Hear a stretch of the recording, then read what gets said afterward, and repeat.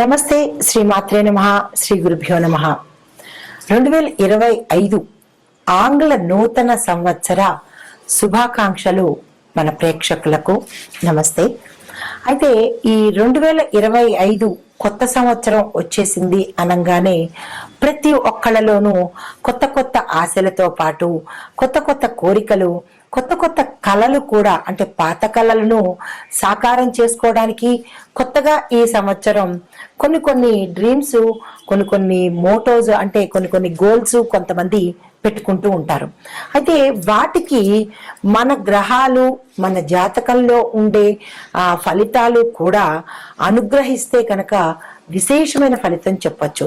కానీ ఓవరాల్ గా చూసినట్టయితే కనుక గత సంవత్సరం కన్నా ఈ సంవత్సరంలో ప్రతి ఒక్క గ్రహము, అంటే మనకి నవగ్రహాలు కూడా వాళ్ళ యథాశక్తి వాళ్ళు ఏమేమి చెయ్యగలరు, ఎవరెవరికి ఎలాంటి కోరికలు తీర్చగలరు అనే అంశంతో ఈ గ్రహాలన్నీ కూడా మేషం నుంచి ద్వాదశ రాశుల వరకు ఏదో ఒకటి మంచి మంచి శుభవార్తలు తీసుకురావడము, వాళ్ళ యొక్క బాధల్ని పోగొట్టడము, వాళ్ళకి సంతోషాన్ని ఇవ్వడము, కొంతమందికి సొంత ఇల్లు కలలు నెరవేర్చడానికి శని భగవానుడు తీవ్రమైన సంకల్పంతో వచ్చేసి 12 రాశుల వారికి ఆ సొంత ఇల్లుతో పాటు ఆ వాహనాలు, వస్త్రాలు, ఇంకా ఒకటేంటి లాటరీలు, ధనప్రాప్తులు, ఇలాంటివన్నీ శని భగవానుడు మిగతా అన్ని రాశుల వాళ్ళకి సమకూర్చాడు.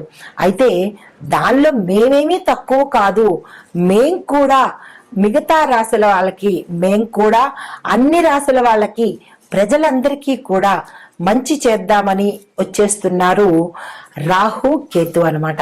అయితే ఈ 2025లో రాహు కేతువులు ఒక ప్రతిజ్ఞ చేశాయి. ఏంటి తెలుసా? మేము ఈ కోటీశ్వరులని చెయ్యకుండా అసలు వదిలిపెట్టేదే లేదు 2025లో అని ప్రతిజ్ఞ తీసుకొని ఈ 12 రాశులకు కోటీశ్వరులను చేద్దాము అన్న సంకల్పంతో వచ్చారనమాట. అయితే వేద జ్యోతిష్య ప్రకారము రాహు కేతులకు ఒక ప్రత్యేకమైన స్థానం ఉంది. వాళ్ళని ఏమంటామంటే ఛాయాగ్రహాలని, పీడగ్రహాలని, కీడు గ్రహాలని మనకి ఒక నానుడి ఉందనమాట. కానీ అవి కూడా చాలా మంచి చేస్తాయన్నమాట. ఆ గ్రహ అధిదేవతలు కూడా ప్రజలకు మంచి చేస్తాయి. ఏదైనా కానీ మన యొక్క కర్మ బట్టే ఏ గ్రహమైనా ఉంటుందన్నమాట. అయితే ఈ నీడ గ్రహాలు లేదంటే కీడు గ్రహాలు అయిన ఈ రాహు కేతువులు ఆనందానికి కూడా ప్రతీకం చెప్పొచ్చు.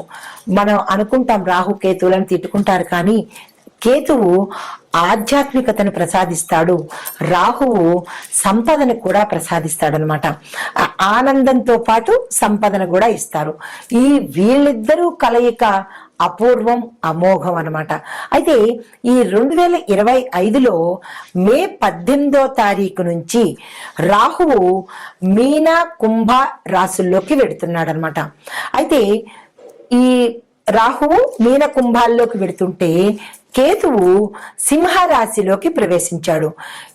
ఇదే సమయంలో కేతువు కన్యరాశి నుంచి సింహరాశిలోకి సంచారం చేస్తున్నాడు. అయితే ఒక కేతువు సింహరాశిలోకి సంచారం చేయడం వల్ల ఈ యొక్క ప్రభావము మొత్తం అన్ని గ్రహాల మీద, అంటే అన్ని రాశుల మీద కూడా ఈ ప్రభావాన్ని చూపిస్తుంది. ఈ కేతు సంచారము 12 రాశుల మీద విశేషమైన ప్రభావాన్ని చూపిస్తుంది. అయితే కేతు సంచారం వల్ల కొన్ని రాశులకు ఆర్థిక ప్రయోజనాలతో పాటు ఆకస్మిక ధనప్రాప్తితో పాటు వస్తు వాహనాలు, తర్వాత బంగారాలు, సొంత ఇల్లు, ఇలా ఒకటేమిటి ప్రజలు ఇన్నాళ్ళు పడ్డ కష్టాలన్నీ తీరిపోయి ఆనందంతో ఉండే అవకాశాన్ని మనకి రాహు కేతువులు ఈ సంవత్సరంలో ఇవ్వబోతున్నారనమాట. అయితే ఆ అదృష్టాన్ని అందుకునే రాశులు ఎవరు అంటే ప్రప్రథమంగా మనం మొదటి నుంచి చూసుకున్నట్టయితే కనుక తదుపరి రాశి మకర రాశి. ఈ మకర రాశిలో కేతువు 8వ స్థానంలో సంచారం చేస్తున్నాడు. ఈ సమయంలో మకర రాశి వారికి కొత్త ఏడాదిలో అసలు వాళ్ళు పడ్డ కష్టాలన్నీ నేనే పడ్డానా అన్నంత ఆనందంతో ముంచెత్తు తేల్తాడనమాట. ఈ రాహు కేతు గ్రహాల యొక్క అనుగ్రహంతో ఆర్థిక పరంగాను తర్వాత ఆరోగ్య పరంగాను విపరీతమైన కుటుంబ పరంగాను చాలా సంతోషాలతో వీళ్ళు ఆనందంతో గడుపుతారు. మకర రాశి వారికి ఇది చాలా అదృష్ట సమయం అనే అంశం కూడా ఇక్కడ పదే పదే చెప్పాల్సి వస్తుంది. ఎందుకు అంటే ఏలినాటి శని ప్రభావం నుంచి వీరు తప్పుకున్నారు కాబట్టి శనేశ్వరుడి యొక్క అనుగ్రహంతోనూ రాహుకేతువుల యొక్క అనుగ్రహంతోనూ వారి యొక్క కృపతోనూ ఈ రాశి వారికి అదృష్ట సమయం అని చెప్పొచ్చు. అయితే కుటుంబంలో సత్సంబంధాలు నెలకొంటాయి.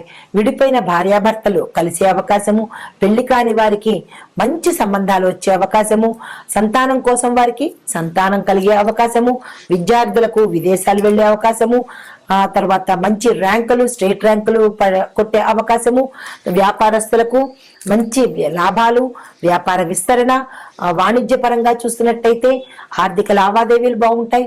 రాజకీయ పరంగా మంచి మంచి పేరు ప్రఖ్యాతలు, ఈ మకర రాశిలో ఉండే రాజకీయ నాయకులకు విశేషమైన పేరు ప్రఖ్యాతలతో పాటు గౌరవ మర్యాదలతో పాటు ధనంగా కూడా అంటే ఆర్థికంగా కూడా వీరికి విపరీతమైన విశేషమైన మంచి ఫలితాలు వస్తున్నాయి. తర్వాత సినీ టీవీ కళారంగం వారికి స్త్రీలకు కూడా గతంలో స్త్రీలు పాపం చాలా అవస్థపడి ఉంటారు. ఈ రాశిలో ఉండే స్త్రీలు వాళ్లకు ఈ రాశిలో ఈ సంవత్సరం చాలా ఆనందంగా ఉంటుంది.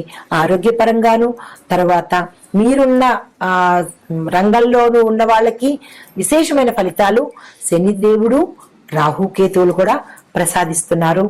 దీనికి తగ్గట్టుగా వారు మనకి ఇంత ఆనందాన్ని ఇంత అదృష్టాన్ని, సొంత ఇల్లు, ధనము, తరువాత వాహనము, బంగారము, ఇలా ఒకటేమిటి మీరు ఏది అనుకుంటే అది ఈ సంవత్సరంలో తీరే అదృష్టాన్ని ఈ 3 గ్రహాల వాళ్ళు మనకు అందిస్తున్నారు.